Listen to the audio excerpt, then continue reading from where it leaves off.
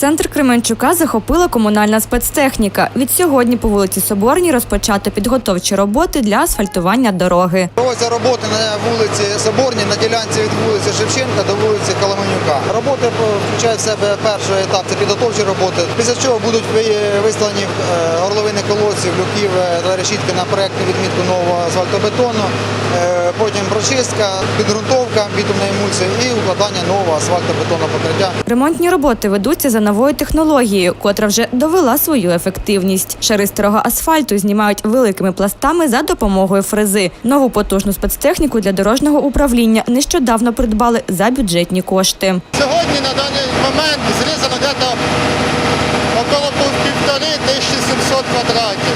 На цій фрезі працювати набагато краще, тому що, по-перше, вона ріже ширину 2 метри, це вже великий плюс. Ми зараз зрізаємо 2 метри ширини.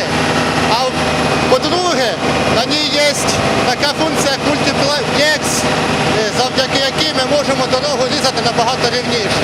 У зв'язку з ремонтними роботами рух транспорту на даній ділянці перекрито. Водіїв прохають із розумінням поставитися до тимчасових незручностей. Ірина Серьогова, Максим Пальчик, Кременчуцькі новини.